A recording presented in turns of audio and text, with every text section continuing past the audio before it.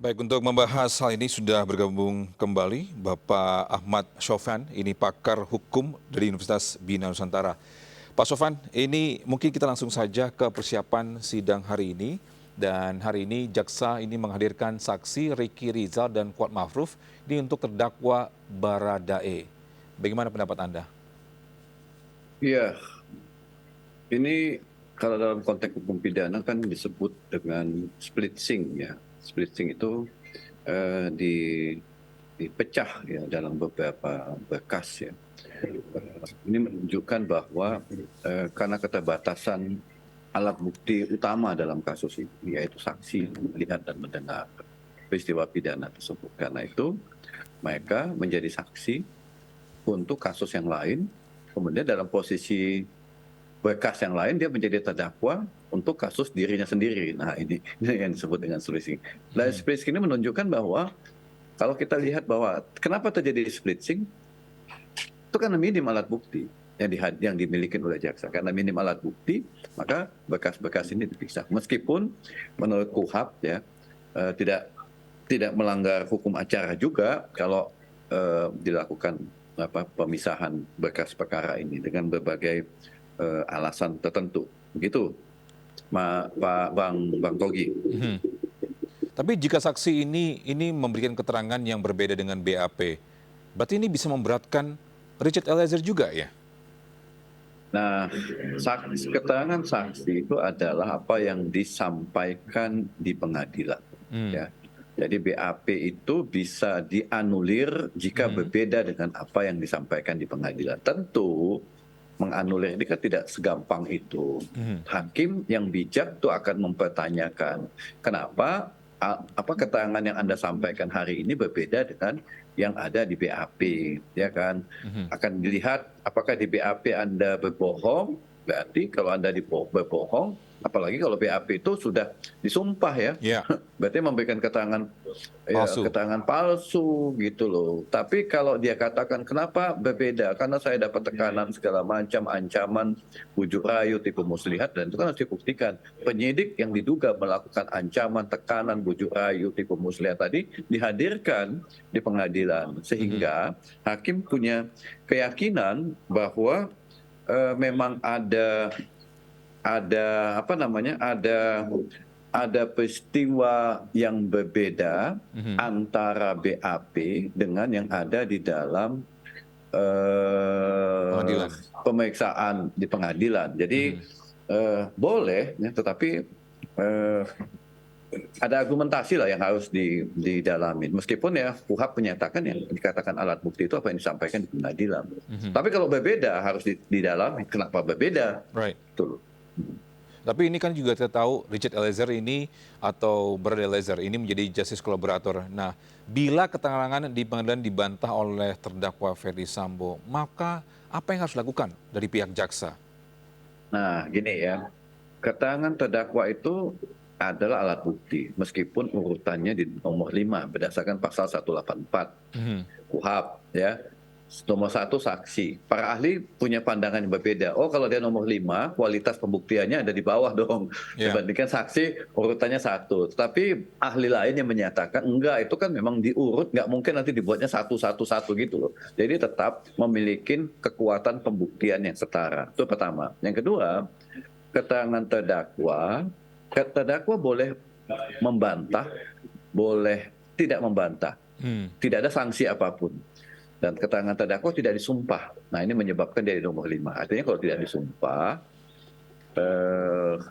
tidak ada sanksi apapun ketika dia memberikan keterangan yang tidak benar di pengadilan. Ya. Tidak ada sanksi apapun. Beda dengan saksi. Keterangan saksi ditempatkan di urutan nomor 1, dia menjadi sempurna jika dia bersedia disumpah. Oke. Kalau dia tidak bersedia disumpah, keterangannya tidak memiliki kekuatan pembuktian yang sempurna. Nah, dengan logika itu, berarti keterangan saksi itu memiliki kekuatan pembuktian lebih dibandingkan dengan keterangan terdakwa. Itu logika hukum pidana formil yang banyak didukung oleh para ahli hukum pidana formil.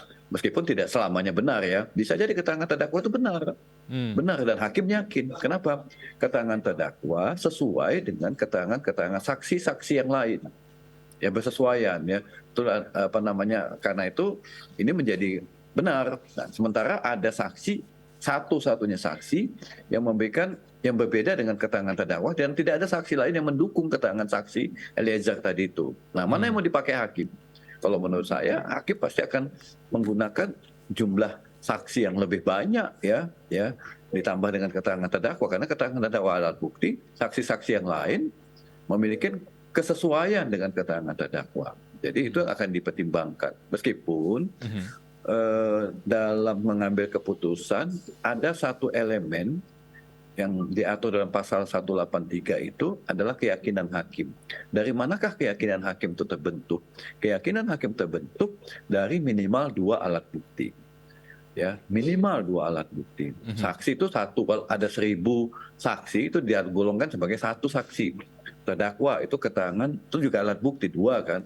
Nah, kalau hanya Eliezer saja yang menyatakan tidak ada alat bukti yang lain, susah juga tentu tidak bisa membentuk keyakinan hakim. Itu logika hukum pidana formil yang dibangun di dalam KUHP gitu.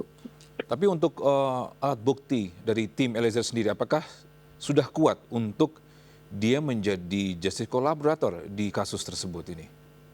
Kalau cuma pernyataan kan kurang tuh tadi ya, Pak Sofyan. Kalau memang dia mungkin alat bukti, mungkin ada video atau ada mungkin yang lainnya, itu kan bisa menjadi pertimbangan untuk hakim nantinya untuk vonisnya Eliezer.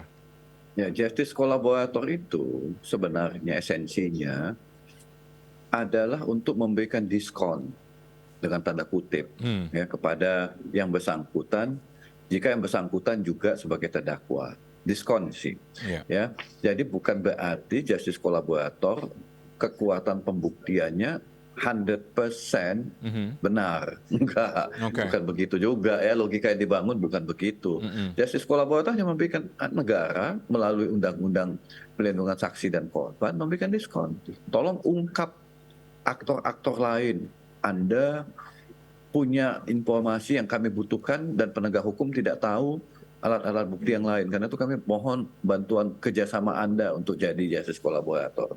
Jadi sebetulnya itu untuk kasus-kasus di mana alat buktinya hanya ada pada satu orang dan satu orang ini punya informasi yang sangat berharga dalam pembuktian tindak pidana, maka dia bisa ditetapkan sebagai justice collaborator. Nah itu untuk fasilitas kepada yang bersangkutan. Tapi tidak memberikan jaminan juga bagi hakim, majelis hakim, bahwa keterangannya itu sempurna jika misalnya tidak didukung dengan alat-alat bukti yang lain. Ya, alat bukti. Jadi sebetulnya ada kuantifikasi dalam menilai apakah perbuatan seseorang itu sah dan meyakinkan terbukti bersalah melakukan tindak pidana. Jadi terbukti bersalah melakukan tindak pidana ya.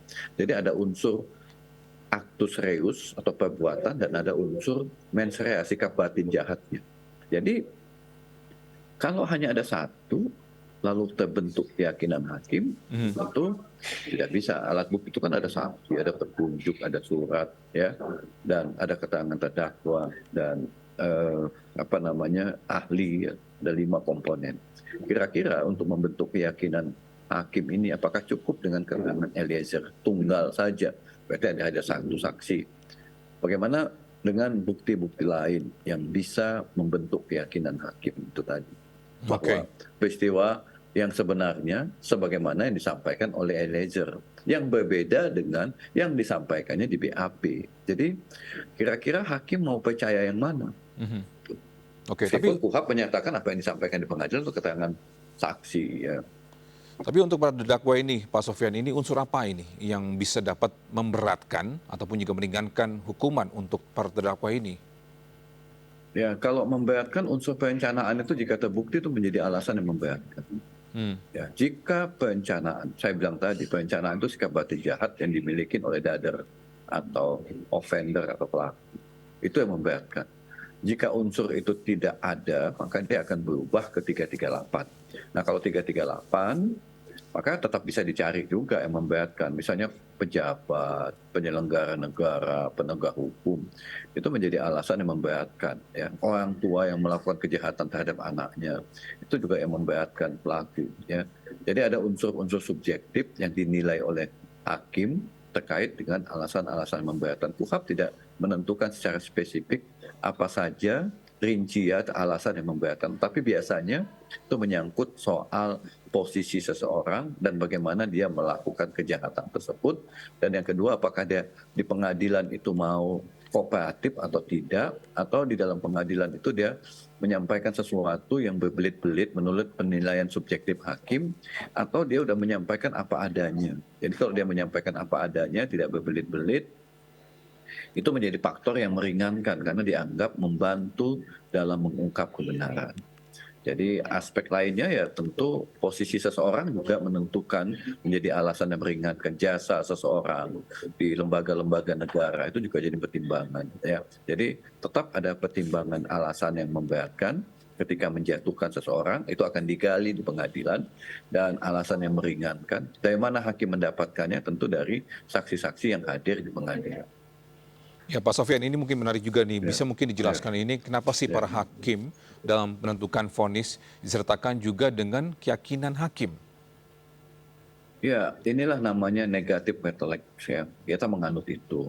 Negatif retelek bewis ini artinya pembuktian itu didasarkan pada alat bukti minimum. Alat bukti minimum itu yang saya sebutkan tadi 5 ya. 2 minimal dari 5 alat bukti 184. Tapi 183 juga menyebutkan bahwa meskipun sudah disodorkan alat bukti yang banyak, jamak atau ratusan ribuan, tapi kalau hakim tidak yakin terhadap peristiwa pidana itu, maka hakim bisa menganulirnya dan menyatakan terdakwa tidak bersalah. Jadi, dan untuk bisa membentuk keyakinan, dia harus disodorkan 2 alat bukti.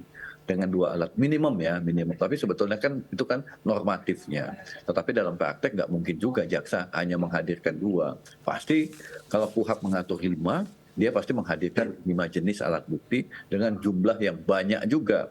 Jadi itu apa gunanya? Untuk membentuk keyakinan hakim. Kok hakim nggak yakin sih dengan alat bukti yang kami sodorkan udah 5, kok malah dia nggak yakin? Nah, ada penilaian subjektif dari majelis hakim. Menilai apa? Masing-masing alat bukti itu. Makanya di situ ada rasio desidendi ketika dia menilai alat bukti tersebut. Bersesuaian atau tidak. Misalnya ada 1.000 saksi, ternyata kok berbeda-beda antara saksi yang satu dengan saksi yang lain. Kalau 1.000 saksi yang dihadirkan itu ternyata bersesuaian, masa sih nggak membentuk keyakinan hakim? Tapi saksi yang dihadirkan itu berbeda, tolak belakang. Banyak memang dihadirkan. Saksi menghadirkan, pengacara menghadirkan, kok bertolak belakang.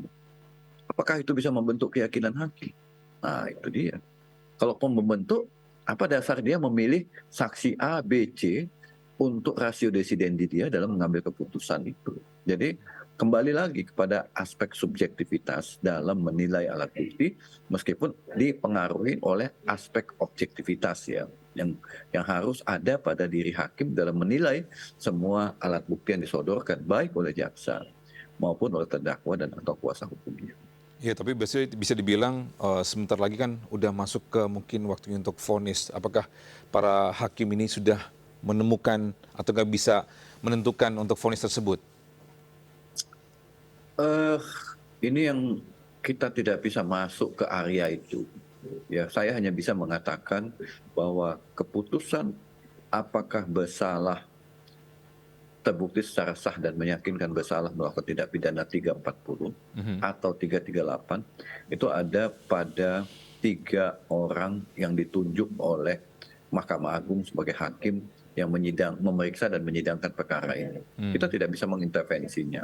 Secara doktrinal, secara normatif, kita hanya bisa menganalisis apakah dalam mengambil keputusan itu sudah sesuai dengan hukum acara pidana atau belum. Nah, hukum acara pidananya di mana? Di hukum pembuktiannya. Hukum pembuktiannya apa? Itu alat-alat bukti yang disodorkan di pengadilan. Kemudian apalagi? Bagaimana hakim menilai alat-alat bukti tersebut. Kenapa dia mengambil alat bukti ini dan tidak mengambil alat bukti yang lain gitu loh sebagai pertimbangannya. Itu kan kita tidak bisa intervensi. Kenapa beliau yang hadir di pengadilan dan menilai alat bukti tersebut bersesuaian atau tidak, meyakinkan atau tidak. Oke, baik. Terima kasih Pak Ahmad Sofyan selaku pakar hukum dari Universitas Bina Nusantara. Terima kasih atas insight-nya. Have a great day and hope to see you again. Terima kasih. Terima kasih. Terima kasih. Sukses.